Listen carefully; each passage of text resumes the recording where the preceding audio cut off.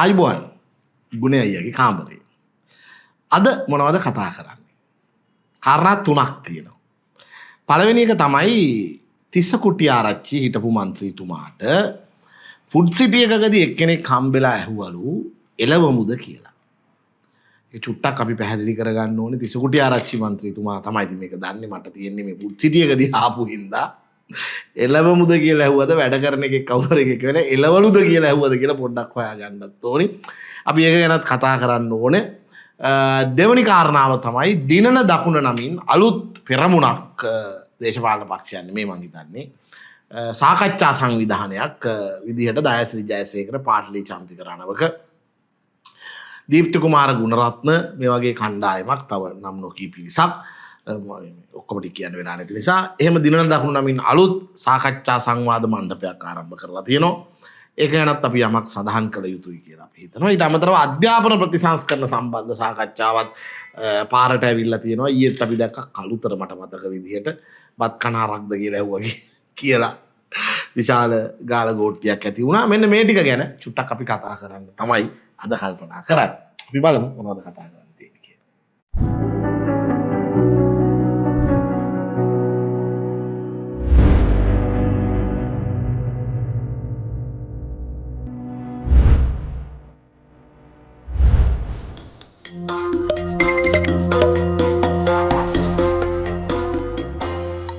ඉතින් කොහෙන්ද පටන් ගන්න?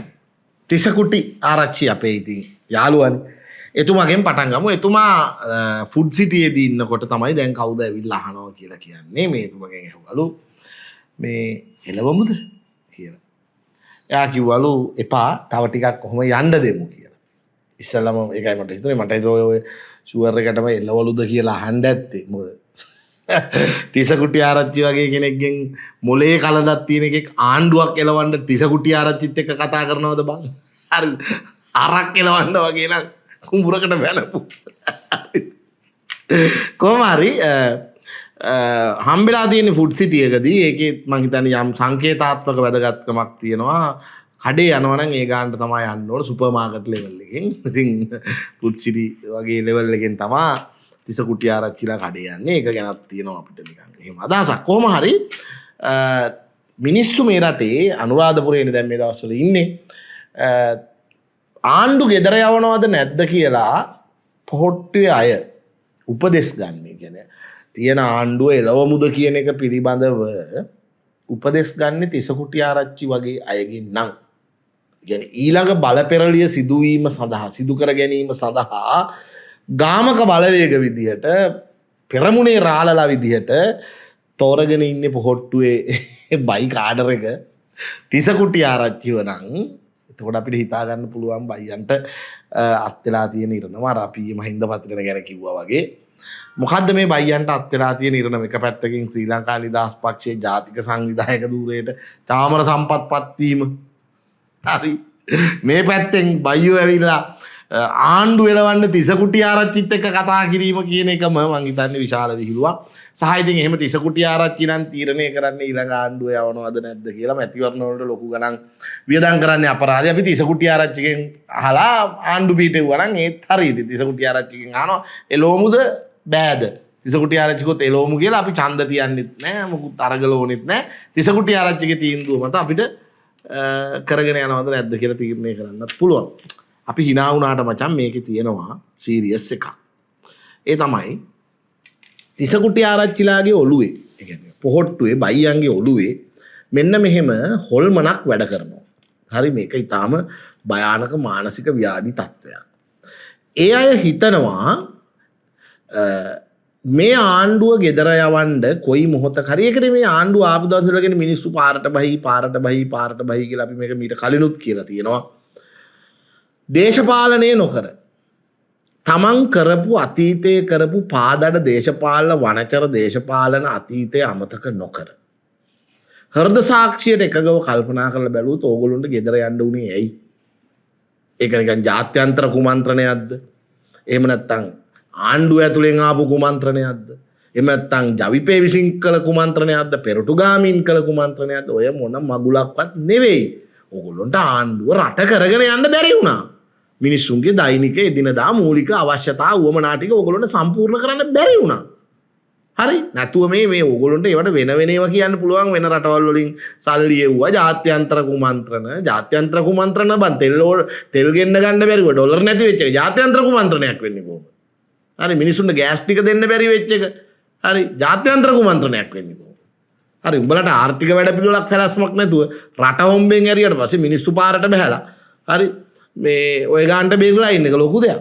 අවුරුදු දන්න කාලේ ඉඳලා මේ කවදාවත් ඉතිහාසයේ බංකොලොත් රාජ්‍යයක් බවට පත් වෙච්ච නැති රටක් අන්තහිඟමනට පත් කළා බංකොලොත් රටක් වශයෙන් ජාත්‍යන්තරයේ නිල වශයෙන් නිවේදනය කරන තැනට ගෙනාලාට පස්සේ දැන් අවුරුද්දකට පස්සේ ඇවිල්ලා ඔයගොල්ලෝ අපෙන් අහනවා මිනිස්සු ඔයාලගෙන් අහනවලු එළව මුද කියලා. ඔල්මොරොන්ද මඤ්ඤන්. හරි. ඒ කියන්නේ මේ ආණ්ඩුව ගෙදර යයි යම් මොහොතක අනාගතයේ දවසක මේ ආණ්ඩුවේ සාර්ථකත්වය හෝ අසාර්ථකත්වය මත ඒක වෙන කතාවක්. හැබැයි ඕගොල්ලෝ නිකන් මේ රෝස මලෙන් ඉපදිලා වගේ නිකන් මේගොල්ලොන් එළවලා ඕගොල්ලෝ බලයට ගේන්න වගේ මිනිත්තු අහනවා කියන ඒ අහපු එකාගේ ඔළුව පරීක්ෂා කරගනින්න මුලින්. පළවෙනි ඒක නෙමෙයි අතන මම කියන්න ගියේ. ඒ තමයි මේ ඕගොල්ලොන්ට මනෝව්‍යාධි තත්ත්වයක් තියෙනවා. ඕගොල්ලොන්ට හිතෙනවා මේ ආණ්ඩුව මිනිස්සු පාරට බහලා එලවලා ඕගොල්ලොන් ආයි ගෙනලා බලේ ඉඳවයි කියලා. වැරදිලා ඈ. ඒ ඕගොල්ලොන්ට ගෙදර යන්න වෙනකොට සමාජයේ ආර්ථිකයේ දේශපාලනයේ මිනිසුන්ගේ මනෝභාවයන් වල ඒ මොහොතේ ඇතිවෙච්ච තත්ත්වය කියලා කියන්නේ සාමාන්‍යයෙන් සියවස් ගණනාවකට වතාවක් රටක දේශපාලනය තුළ ඇතිවෙන එකක්. ඕගොල්ලෝ හිතන්න එපා නිකන් මේ මාසෙන් මාසෙට මිනිස්සු අරගල කරලා ආණ්ඩු ගෙදර යවන්න තරම් මිනිසුන්ට පිස්සුවක් තියෙනවා කියලා. හරි මැතිවරණයක් ආවහම ඒකෙන් මොන හරි කරගන්න පුළුවන්ද කියලා බලන්න විකාර දොඩවන්න එපා කියන එක අපි මේ නිකන් කියන්නේ ඇති වැඩකට නෙවෙයි. රයිට්. අද වැදගත් සාකච්ඡාව ඕක නෙමෙයි අතර මේ දිනන දකුණ පිළිබඳ කතාව. දිනන දකුණ පිළිබඳ කතාව පාටලි චම්පික රණවක හිටපු ඇමතිතුමා හිටියා.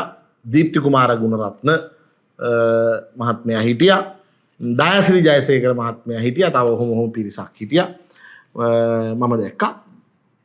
මේකේ තියෙනවා අපිට කතා කළ යුතු ඉතා වැදගත් එකක්. ඉස්සෙල්ලාම මේ රටේ දේශපාලඥයෝ දැනගන්න ඕනේ සියලුම දෙනා දැනට මේ රටේ මේ මොහොතේ වම දකුණ කියලා බෙදීමක් හොයාගන්න මේක තේරුම් ගන්න නැතුව මේ වම දකුණු සංවාදයක් ගොඩ නැගීමම එක්තරා ආකාරයකට මෝඩකම. ඇයි මං එහෙම කියන්නේ? මේ වෙලාවේ ලංකාවේ දේශපාලනයේ වම දකුණ කියලා බෙදීමක් නැහැ.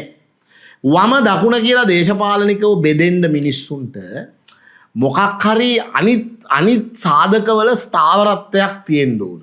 ඒ කියන්නේ රටේ මිනිසුන්ට වම දකුණ වශයෙන් බෙදිලා ආර්ථික දේශපාලන ප්‍රතිපත්ති මත දේශපාලනිකව ගැටෙන්න මොකක් හරි අනිත් දේවල් වල සමාජීය යහපත් දේශපාලන වාතාවරණයක් තියෙනවා. ඒ මෙලොහත්තිලව්වක් නැතුව එදා වේල සරිකර ගැනීමටවත් බැරි තැනට රටක ආර්ථිකයක් වැටිලා සමාජයක් වැටිලා තියෙන තත්ත්වයක් ඇතුලේ වම දකුණු මාරු වෙලා ඉන්නේ. ඉස්සලා ඔය කණ්ඩායම තේරුම් ගන්න ඕන වම දකුණ කියලා එකක් නැහැ. සහ ඕගොල්ලෝ එකාතකට ඕගොල්ලෝ දකුණෙත් නෙවෙයි. හරි මේ වෙනකොට මේ ආණ්ඩුව වමෙත් නෙමෙයි. ඒ නිසා දැන් ඕගොල්ලෝ දෘෂ්ටිවාදීව හිතනවා නම් මේ ග්‍රවුන්ඩ් එකේ තියෙන එක අපි කියන්නේ ඕගොල්ලොන්ට ඊට වඩා හෙන ලොකු දේවල් කියන්න පුළුවන් ඇති. හැබැයි ඇත්ත කතාව NPP එක කියලා කියන්නේ වමේ ආණ්ඩුවක් නෙමෙයි. ඇත්ත කතාව. ඕගොල්ලෝ කියලා කියන්නේ දකුණේ මිනිස්සුත් නෙමෙයි. ඕගොල්ලෝ ගාවත් යම් වාමාංශික ලක්ෂණ තියෙනවා. මේ ආණ්ඩුවෙත් බරපතල විදිහට දක්ෂිණාංශික ලක්ෂණ තියෙනවා. මේ වෙලාවේ සමාජයට වම දකුණ කියලා බෙදීමක උවමනාවක් නැහැ. මේක නිකන් අර දැන් තියෙන්නේ ඇත්තටම එන බස් එකේ නගින සීන් එකක් නේ තියෙන්නේ. බස් එක වමට යන බස් එකක්ද දකුණට යන බස් එකක්ද නෑ බස් නැතුව ඉන්නේ. හරිද? බස් නැතුව ඉන්නේ.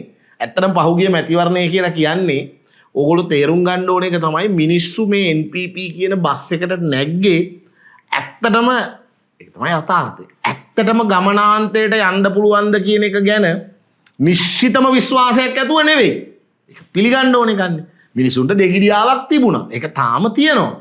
තාමත් මිනිස්සු ඉන්නේ දෙගිඩියාවෙන් මේ ආණ්ඩුවට අපි ඔය කියන ගමනාන්තයට ගෙනියන්න පුළුවන් වෙයිද කියලා. විශ්වාසයෙන් නැගපු කට්ටියක් ඇති. හැබැයි සාතිශය බහුතරය නැග්ගේ දැන් යන්න වෙන බස් එකක් නැහැ. ඔක්කොම බස් අබලන් හැම බස් එකේම ගිහිල්ලා ඩ්‍රයිවර්ලා ටෙස්ට් කරලා උලම් බැහැලා මග කැඩිලා පෙරලිලා නන්නත්තර වෙලා චාටර් වෙලා ඉන්න වෙලාවක තමයි ආපු බස් එකේ නැග්ගේ. හරි දැන් මේ බස් එකේ කට්ටිය ඩ්‍රයිවර්ස්ලා ඒ අදාළ කණ්ඩායම මේක කොහෙට ඩ්‍රයිව් කරනවද කියන එක වෙන කතාවක්. ඒ කියන්නේ ඒක අනාගතේ බලන්න පුළුවන් මේ බස් එකට මොකද වෙන්නේ කියලා. ඒ හින්දා ඔය දකුණේ මහත්තුරු මේක දැනගන්න ඕනේ. මොකද මම මේක එඩිතරව කියන්නේ මම පට්ට ලිබරල් විශේෂයෙන්ම නව ලිබරල් වාදයේ විශ්වාස කරන දක්ෂිණාංශයේ විශ්වාස කරන සමාජවාදයේ ගැන විශාල විශ්වාසයක් නැති ඒ කියන්නේ ආර්ථිකය සම්බන්ධයෙන් ගත්තාම ප්‍රධාන සාධකයේ ආර්ථිකය නම් මම ලිබරල් දක්ෂිණාංශික කඳවුර විශ්වාස කරන මිනිහෙක්.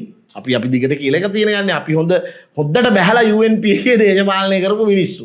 හරිද? අපි අද UNP එකේ දකුණ දිහා බලන්නේවත් නැති දැනට අපි වගේ ලක්ෂ සංඛ්‍යාත පිරිසක් පත් උනේ කොහොමද? කොහොමද පත් උනේ? අපේ දේශපාලන දෘෂ්ටිවාදය වෙනස් වෙලාද? අපි දක්ෂිණාංශික දේශපාලනයේ විශ්වාස කරන එක අතෑරලාද? නෑ. ඕගොල්ලොන්ට ඒක කරන්න බෑ කියලා අපි තේරුම් අරන්. එච්චරයි. හරි? වෙන මොකුත් නෑ. අපි වෙනස් වෙලා නෑ. ඕගොල්ලෝ තමයි වෙනස් වෙලා තියෙන්නේ. මම කලින් දවසක් කිව්වා ජාතිවාදය සම්බන්ධව අපේ ස්ථාවරය දැන් අවුරුදු 25කට කලින් අපේ කෙනෙක් අදහස් කරන්නේ මගේ නෙවෙයි මේ සමාජයේ බහුතරයක් මේ NPP එකට ඡන්දෙ දීපු හුඟක් අයගේ. ජාතිවාදය සම්බන්ධව අපේ ස්ථාවරය අවුරුදු 25ක් ආපස්සට ගිහින් බැලුවත් මේකමයි. මිනිස්සු ගොඩක් ඉඳලා තියෙන්නේ ඒකේ. ඕගොල්ලෝ තමයි වෙනස් වුනේ. ඕගොල්ලෝ තමයි සැරින් සැරේට ජාතිවාදය සම්බන්ධ එක ඒවා කිව්වේ. හරි? දැන් මේකට සරල උදාහරණයක් කියන්න. රාජපක්ෂලා දේශපාලනිකව මේ රටට කරමින් ඉන්න විනාශය පිළිබඳව අපි UNP කාර්යෝ විදිහට හන්දි ගානේ ස්ටේජ් ගානේ Facebook ගානේ හම්බෙන හැම එකම ත්‍රිවිල් එකට නැග්ගා ත්‍රිවිල් එකේ ඩ්‍රයිවර්ට පවා තෙල බෙද අවුරුදු ගාණක් ගිය මිනිස්සු. හරි. අපි කියලා අදහස් කරන්නේ මේ දකුණු යුරේ හිටපු එවුන් හරි. මේ ලිබරල් එක විශ්වාස කරපු එවුන්. රාජපක්ෂලා විසින් ආකල්පමය වශයෙන් මේ රටට කරන විනාශය. හරිද? ජාතිවාදී මේ වශයෙන් කරන විනාශය. සමාජීය වශයෙන් කරන විනාශය. හොරකම අල්ලස දූෂණය තම තමන්ගේ සහචරයන්ට ඥාති සංග්‍රහය ගැන අපි ඒ කරපු විවේචනය.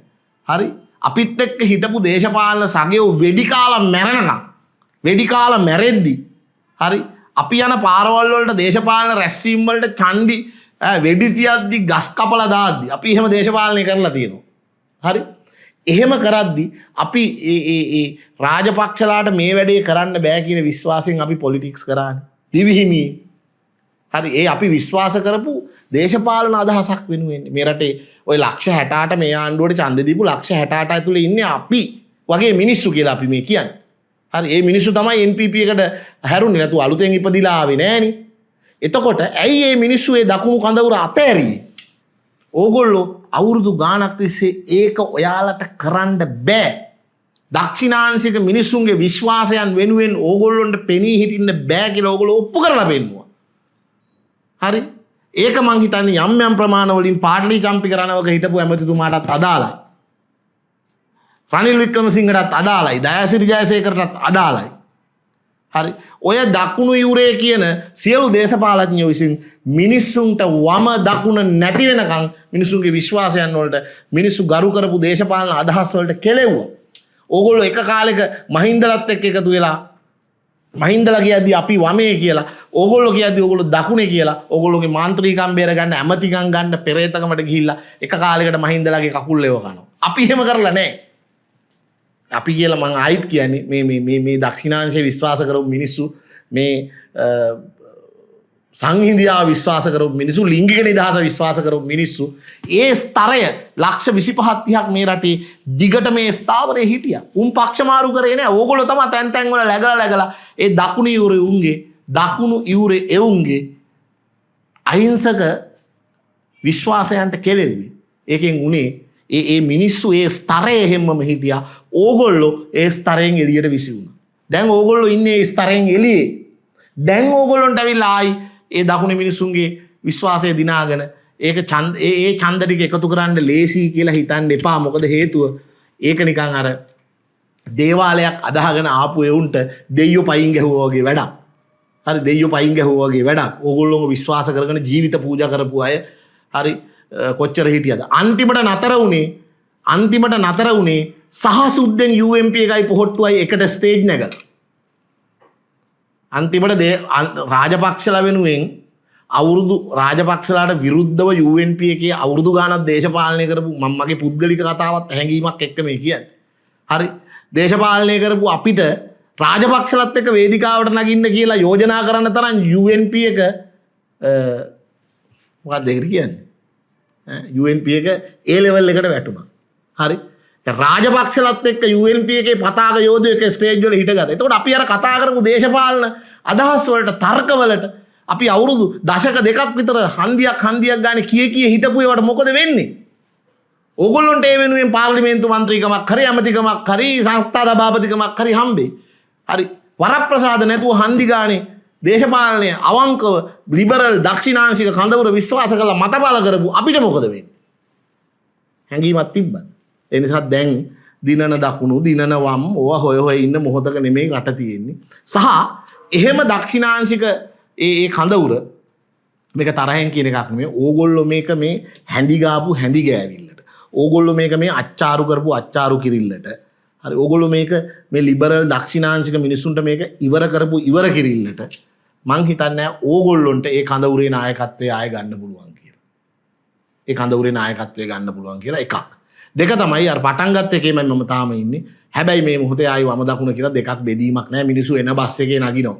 එන බස් එකේ නගින තැනට දේශපාලන විනයක් නැතුව දේශපාලනය කරලා ඕගොල්ලෝ ගහන පදේට පාක්ෂිකයෝ නටනවා කියලා හිතලා පොලිටික්ස් කරපු එකේ ප්‍රතිවිපාක තමයි ඕගොල්ලෝ විඳින්නේ. ඕගොල්ලෝ හිතන විදිහට තීන්දුව ගත්තා. අද ශ්‍රී ලංකාවේ හෙට UNP එකේ අනිද්දා පොදු ජන පෙරමුණේ ආය ශ්‍රී ලංකාවේ ආය තව තැනක එහෙම අවුරුද්දකට දෙතුන් පාරක් පක්ෂ මාරු කරා. මැතිවරණයට පක්ෂ මාරු කරා. අන්ත සතුරෝ එක්ක බරපතල විවේචනය කරපු උන් එක්ක ගිහිල්ලා ආයේ උන් එක්ක හිටගෙන දේශපාලනය කරා. ඒ විවේචන කරේ නෑ වගේ අමතක කරලා ඕගොල්ලෝ දේශපාලනය කරා. මිනිස්සු ඒව අමතක කරේ නෑ.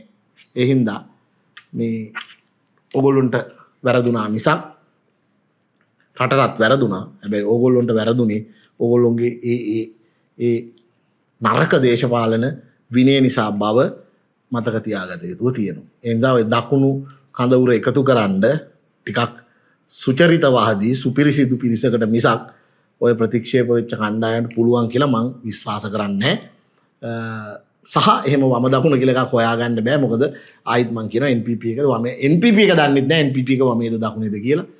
හරි ඔක්කොටම වම දකුණ මාරු වෙන ගානට මේක ජෑම් වෙලා තියෙන්නේ කියන එක මතක තියාගන්න එක හොඳයි. ඊළඟ කාරණාව තමයි අධ්‍යාපන ප්‍රතිසංස්කරණ වැඩේ කතා කර ලංකාවේ හැම එකක්ම අපි ඔය කලුත් කියලා තියෙනවා. පාස්කු ප්‍රහාරයට වෙලා තියෙන්නේ මේක අන්තිමට අග්ගමුල හොයාගන්න බෑ. එක ඒවා කියලා මහා අච්චාරුවක් බවට පත් කරලා අධ්‍යාපන ප්‍රතිසංස්කරණයත් එහෙමයි. සජබෙන් එක දවසකට කියනවා අපි මේකට විරුද්ධයි. තව දවසකට කියනවා නෑ අපි මේකට පක්ෂයි. සජිත් ප්‍රේමදාස මහත්තයා එකක් කියනවා. ප්‍රාදේශීය සභා මන්ත්‍රීවරු තව එකක් කියනවා. ශාඛා සමිතිවල සභාපතිලා තව එකක් කියනවා. ඊට පස්සේ ආණ්ඩුවෙන් මේක කල් ගත්තට පස්සේ කියනවා ඇයි මේක කල් ගත්තේ හැකි ඉක්මනින් ක්‍රියාත්මක කරන්න කියනවා. ඒගොල්ලෝ දන්නෙත් නෑ ඒගොල්ලෝ කියන්නේ මොකද්ද කියලා. ආණ්ඩුවත් එහෙමයි. ආණ්ඩුව කියනවා හරි මේක අපි කවුරු බාධා කරත් කරනවමයි කියනවා. ආණ්ඩුවම කියනවා අපි මේක අවුරුද්දකට කල් දානවා කියලා. මම දැක්ක ආයේ මේ හරිණිය අගමැතිතුමිය කියලා තියෙනවා කියලා නෑ අපි මේක මේ අවුරුද්දෙම ක්‍රියාත්මක කරනවා කියලා. ඒ ASCII පාරේ මේ ප්‍රශ්නේ බේර ගන්න තැනට ඇවිල්ලා තියෙනවා. අර කළුතර පැත්තේ කට්ටියක් මේ අධ්‍යාපන ප්‍රතිසංස්කරණ එපා කියලා උද්ඝෝෂණයක් කර ඉන්නකොට එතනින් යන එකෙක් අහලා මේ බත් කන හරද්ද කියලා එන වලියක් ගියා. ඒක ඇත්තට මෙහෙම කතා අධ්‍යාපන ප්‍රශ්න වගේ ඒවා එහෙම පාරේ බේර ගන්න බෑ කියලා අපි මුල ඉඳලම කිව්වා. පාරවල වල උද්ඝෝෂණ කරලවත් ඒ උද්ඝෝෂණ කරන්නේ උන්ගෙන් බත් කන හරක්ද කියලා අහලවත් මේ සාකච්ඡාව විසඳන්න බෑ. මේකට මීට වඩා ප්‍රබුද්ධ සංවාදයක් ඕනේ කියලා අපි දිගටම කිව්වා. හරි. සහ ඇත්තටම මිනිස්සුන්ගෙන් බත් කෑවට හරක්ද කියලා අහන එක වැරදි වගේම හරක්ගෙන් බත් කනවද කියලා අහන එකත් වැරදි. හරිද? ඒ දෙකම වැරදි බව මතක තියාගන්නත් ඕනේ. කෙසේ වෙතත් මට තියෙනවා අද අධ්‍යාපන ප්‍රතිසංස්කරණ සඳහා අලුත් යෝජනාවක්. දැන් කොහොම හරි මේ ආණ්ඩුව මේ තියෙන මේකේ අඩුපාඩු ප්‍රමාණයක් පිළිබඳව සාකච්ඡා වෙනවා. මම හිතන්නේ ආණ්ඩුව මේක ක්‍රියාත්මක කරන ලෙවල් එකට යනවා නම් ඒ අඩුපාඩු ටික නිවැරදි කළ යුතුයි. ඒ කියන වාදයක් නැහැ. මේ අඩුපාඩු සහිතව ඉස්සරහට යන්න එපා. ඒක වරදක්. ඒ නිසා මේ අඩුපාඩු ටික නිවැරදි කර ගැනීම කරන්න ඕන.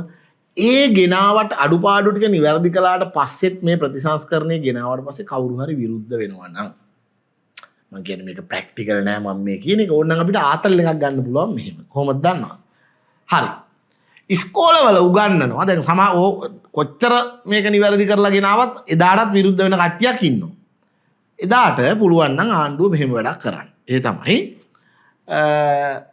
ඉස්කෝලවල තියෙනවා පරණ සිලබස් උගන්වන පන්ති වෙනම අලුත් සිලබස් උගන්වන පන්ති වෙනම මම නිකන් ආතල් එකට මේක කියන්නේ කරන්න බෑ හොඳ 6 වසරට ළමයි ගන්නකොට නිකන් හිතමුකෝ ඒ ඉස්කෝලේ පන්ති 4ක් තියෙනවා කියලා. පන්ති 2ක උගන්වන්නේ පරණ සිලබස්. පන්ති 2ක උගන්වන්නේ අලුත් සිලබස්. කියලා නිකන් තිබුණා කියලා හිතමු. 6 වසර දෙමව්පියෝ එනවා. එතකොට දැන් අධ්‍යාපන ප්‍රතිසංස්කරණයේ පක්ෂායට ප්‍රශ්නයක් නැහැ. ඒගොල්ලෝ කෙලින්ම සුව කැමැත්තෙන්ම තමන්ගේ දරුවව අලුත් සිලබස් උගන්වන පන්තියට දානවා. එහෙමනේ කැමතිනේ ඒගොල්ලෝ. මං අහන්නේ අර විරුද්ධ වෙන කට්ටිය ඉන්නව නේද? ඒගොල්ලෝ කොයි පන්තියටද දාන්නේ ළමයි? ඒගොල්ලෝ විරුද්ධයිනේ. ඒගොල්ලෝ දාන්නේ අපිට එපා ඔය අලුත් සිලබස් එකෙන් මේ සමලිංගිකයෝ හදනවා. හරි අපි කැමති නෑ. අපේ ළමයි අපි දාන්නේ පරණ සිලබස් එකට කියලා දායි කියලා උඹලා හිතනවා. නිකන් මං අහන්නේ. මට හිතෙන එක නම් උන් දාන්නේ අලුත් සිලබස් උගන්වන එකට තමයි. ඔය පරණ සිලබස් උගන්වන පන්තිවල ළමයි 5ක් හොයාගන්න හම්බෙන්නේ. ඒකට හේතුව විරුද්ධ වෙන හුඟක් විරුද්ධ වෙන්නේ ගොඩක් වෙලාවට කිසිම අදහසක් ඇතුව නෙමෙයි අර කතරගම පොල් ගහන්න ගිය ඇන්ටිලාගේ වර්ගයේ කට්ටිය. ඒගොල්ලෝ මේක ඇස්සේ තියෙන්නේ මොනවද කියලා දන්නේ නැහැ ඒක එකක්. දෙවෙනි එක තමයි උන්ට තැති ගැන්මක් ඇති වෙනවා අඩු. ඔච්චර වුණත් අපේ ළමයින්ට පරණ එක මුන්ට අලුත් එකක්. එහෙම වෙන්න දෙන්න බෑ. අපිත් යනවා අලුත් එකට. කියලා මුන් යන්නේ අලුත් එකට තමයි. ඔය විරුද්ධ වෙනවා කියලා කිව්වට එහෙම බෙදුවොත් එහෙම ඔක්කොමලා ගිහිල්ලා අලුත් සිලබස් එකේ තමයි වාඩි වෙන්නේ. අවසාන විග්‍රහයේදී එහෙම තමයි වෙන්නේ. හරි ඒ නිසා ඒක උදාහරණයක් වශයෙන් මම කිව්වේ වෙන මොකටවත් හින්දා නෙවෙයි. මේක පිළිබඳව ඇත්ත තොරතුරු හොයන්නේ නැතුව ඇත්ත සංවාදයකට මුහුණ දෙන්නේ නැතුව නිකන් හැංගීම් බර වෙලා තමන්ගේ පක්ෂේ කවුරු හරි කිව්වා හරි නැත්තම් බත් පැකට් එකයි රුපියල් 5000යි දුන්න පළියට හරි පෙළපාලි වල හිටගෙන ඉන්න එපා. හරි මේ අධ්‍යාපන ප්‍රතිසංස්කරණය ඇතුළේ විවේචනාත්මක තැන් තියෙන බව අපි දිගට කියනවා. ඒවා නිවැරදි කරගන්න කියලා අපි ආණ්ඩුවට යෝජනා කරනවා සහ අපි ඒ සම්බන්ධව සාකච්ඡාවකුත් ගොඩනගමින් ඉන්නවා. ඒ ටික හැකිතරම් 100%ක් නෙමෙයි හැකිතරම් වෙනස් කරගෙන හෝ මේ රටට අලුත් අධ්‍යාපන ප්‍රතිසංස්කරණයක් ක්‍රියාත්මක කරන්න හැකි ඉක්මනින් මහජන සහාය අවශ්‍ය බව අපිට දැනෙනවා විශේෂයෙන්ම මහින්ද පතිරණගේ ඊයේ කතාව වගේ ඇහුවාම අධ්‍යාපන ප්‍රතිසංස්කරණයක වුණා විශාල වශයෙන් තේරෙන බව කියන්න ඕනේ. ඔය ටික තමයි අද අපිට කියන්න තියෙන්නේ. එහෙනම් අපි ගිහින්